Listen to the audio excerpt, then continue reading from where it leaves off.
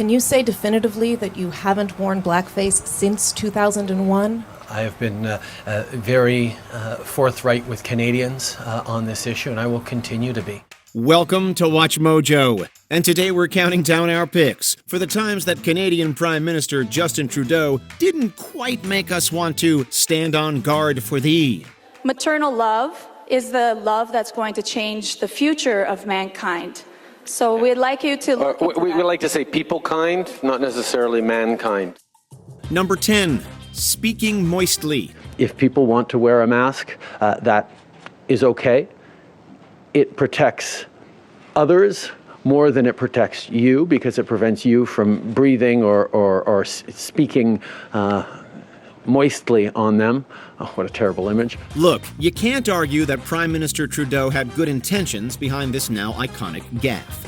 Speaking to the press on April 7th, 2020, shortly into the early days of the COVID-19 pandemic, Trudeau uttered a turn of phrase that instantly became the stuff of Canadian pop culture legend. I'm like, oh, I've been there when you're trying to find the word, and then you know the wrong one's coming. Yeah, it's coming. But there's nothing else going to replace it, so you just got to go with what's on deck. And one of the worst words in the English language is coming out of my mouth, and he knew it. Hashtag speaking moistly. I'm guessing that trended. Listing ways that Canadians could keep themselves safe from the coronavirus, the Prime Minister suggested practicing social distancing, regularly washing one's hands, and avoiding, quote, speaking moistly.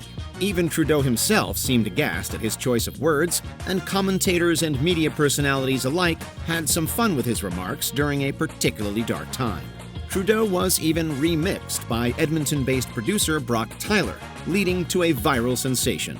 It prevents you from speaking moistly. Speaking moistly. Number 9, the 20-second pause. Hi, Prime Minister Tom Perry, CBC.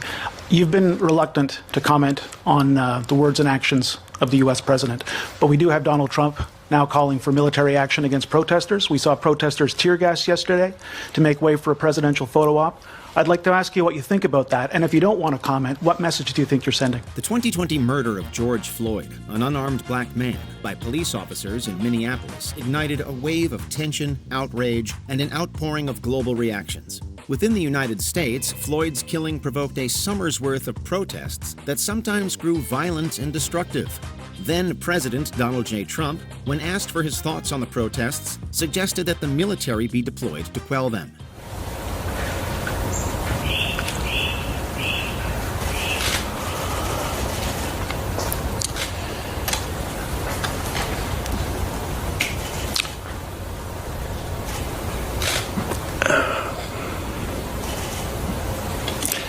Trudeau, who'd already garnered a reputation for hemming and hawing, struggled to articulate a response to a question about Trump's suggestion.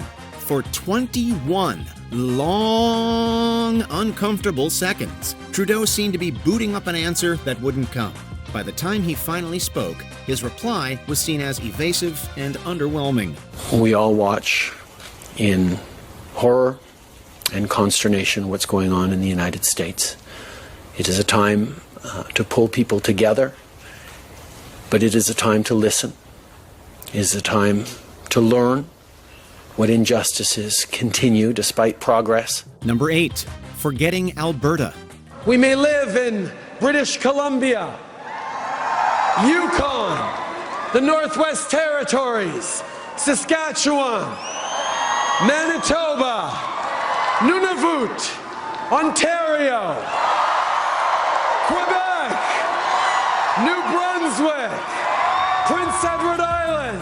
Even despite numerous concessions to them during his tenure as Prime Minister, Trudeau was largely seen as an enemy of the Canadian oil and gas sector. This made him particularly unpopular in western provinces like Alberta and Saskatchewan. Trudeau was viewed as having little sympathy for workers whose jobs were threatened by measures to focus on renewable energy. But we embrace that diversity while knowing in our hearts that we are all Canadians. As such, Trudeau's 2017 Canada Day address, which also marked Canada's 150th anniversary, proved wince-worthy when he forgot to mention Alberta while reading off the names of Canada's 10 provinces and 3 territories. Trudeau apologized for the slip-up on Twitter, now X, saying, quote, "Got too excited somewhere over the Rockies. Sorry, Alberta. I love you. Happy Canada Day." Except for you, Alberta. I have two questions. One, is it an honest mistake? Because Yeah, he read them 100%. out of order. You know, he may have forgotten, but I also noticed watching all of the ceremonies on Saturday that he had a teleprompter. So he did. Could it have been the person who wrote the script, if it was prompted, that they forgot to write Alberta into a script? Number 7. Because it's 2015.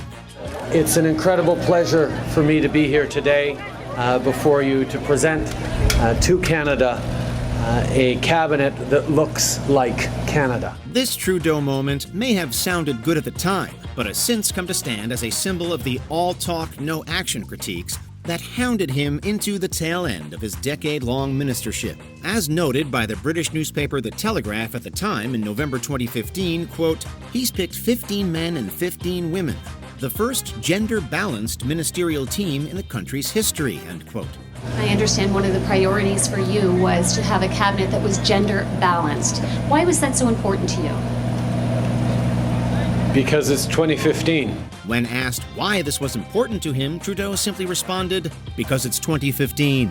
While it's hard to argue against greater gender parity in politics, Trudeau's quote now comes across as glib, performative, and even arrogant, especially when one considers the systemic change that failed to materialize over the course of his tenure. Canadians elected extraordinary members of Parliament from across the country, and I am glad to have been able to highlight a few of them in this cabinet here with me today. Number 6. His Swiftie moment.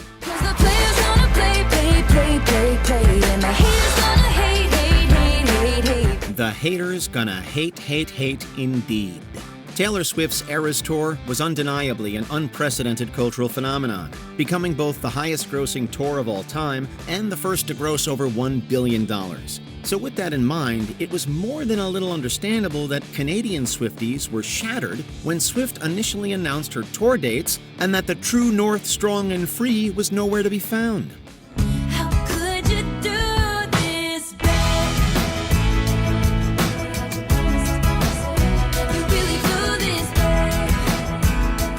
Trudeau advocated for Swifties, urging the singer-songwriter to reconsider. Eventually, Swift announced a 6-night residency at Toronto's Rogers Centre and a 3-night stint at BC Place in Vancouver. Trudeau didn't go unrecognized for his efforts. He was caught dancing his heart out at Swift's penultimate Toronto show. Truly, he is all of our dorky dads.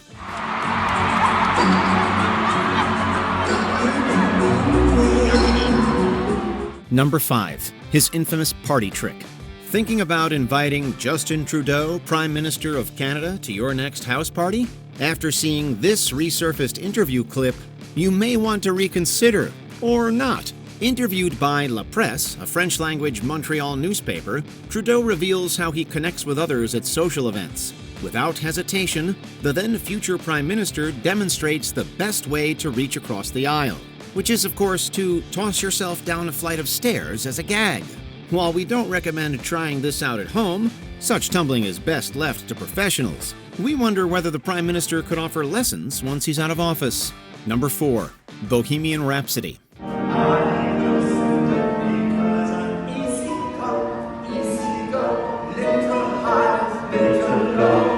For some reason, it seems as though Canadian Prime Ministers are fixated on performing live music.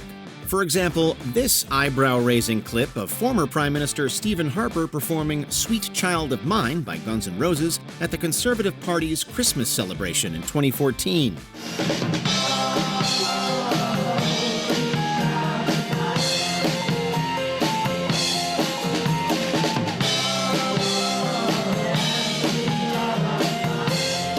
His successor, Mr. Trudeau, had his own moment in the spotlight just ahead of Queen Elizabeth II's funeral.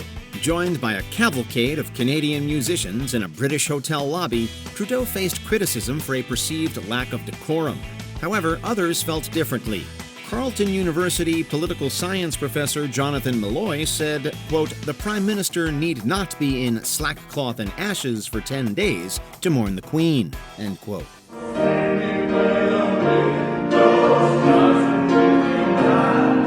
Number 3, his India trip. The trip was supposed to strengthen ties, but it was, by all accounts, a disaster. Now, that's just not me saying that. A Washington Post headline actually read, "Trudeau's India trip is a total disaster." Critics allege that the trip was more of an extended vacation since Trudeau met with almost no Indian government officials, but he did find time to take a few pictures. What was proposed as an 8-day diplomatic mission to highlight the strong ties between Canada and India ended as a complete public relations nightmare for the Canadian government. Oh, and for Prime Minister Trudeau. Some people felt he overdid it on the traditional Indian dress, and by some people, I mean everyone. For example, this is how Stephen Harper and Jean Chrétien dressed when they visited India. Justin, he went for a more on-the-nose approach. Not only did the two world powers clash over the Prime Minister's itinerary, as well as the unusual length of his stay in India, but Trudeau's dancing once again proved to be a sore point. Clips of Trudeau performing Bhangra, a popular style of Indian folk dancing, were subject to online jeers and mocking, with some accusing him of cultural appropriation. Hey, at least he seems really eager. At least he didn't do any embarrassing dancing.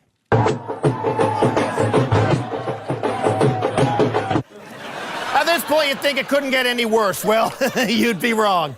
It was revealed that a Liberal MP had invited a convicted attempted murderer to a reception in India. Number 2, Peoplekind.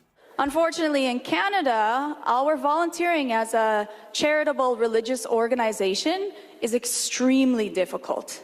Extremely. A 2018 town hall saw the Prime Minister taking a long, convoluted question from an attendee who didn't know she was making history when she used the word mankind. Trudeau responded by seemingly correcting her, suggesting that peoplekind was more inclusive. It can also be changed because maternal love is the love that's going to change the future of mankind. So we'd like you to look into we that. would like to say peoplekind, not necessarily mankind, because it's more inclusive. There we go, exactly. The subsequent online response saw the Liberal Party leader torn to shreds for what sounded like virtue signaling and mansplaining. Daniel Dale, Washington correspondent for the Toronto Star newspaper, argued that the critiques were in bad faith and that, quote, he was lightly ribbing a woman who was rambling about the power of women, God the Mother, and how the world needs womanly love. That's why, in actuality, we cannot do free volunteering to help our neighbors in need as we truly desire. So that's why we came here today to ask you to also look into the policies that religious charitable organizations have in our legislation. Before we continue, be sure to subscribe to our channel and ring the bell to get notified about our latest videos. You have the option to be notified for occasional videos or all of them. If you're on your phone, make sure you go into settings and switch on your notifications. Number 1, blackface scandals. When Justin Trudeau next faces reporters and Canadian voters, the whole country will likely be leaning in. There is a major new development this hour as the Liberal leader and his advisors are deciding the next move. Another image of Trudeau wearing what appears to be blackface. It is the 4th similar image now to have come to light in the past 24 hours. Even if you don't follow Canadian politics, chances are you still somehow heard about this unbelievably embarrassing, entirely avoidable scandal on Justin Trudeau's part. September 2019 found Trudeau requesting then-Governor-General Julie Bayet to dissolve Parliament and to thus trigger a federal election. It didn't take long for the Prime Minister's most damning scandal to date to come to light. Last night, in speaking to reporters, Trudeau was asked directly whether there were any other incidents. He'd already apologized for one when he was a high school teacher. Under questioning from reporters, though, notably our David Cochrane, he revealed a second when he was a high school student. But when he was asked if there were any other incidents of his wearing black or brown face, Trudeau did not directly say. Shortly after the election was called, pictures appeared online and in Time magazine of Trudeau donning blackface and brownface. Yes, that's more than once. While the scandal didn't seem to affect the Liberals' performance in that election, Trudeau's reputation as a multicultural crusader took a significant, lasting hit.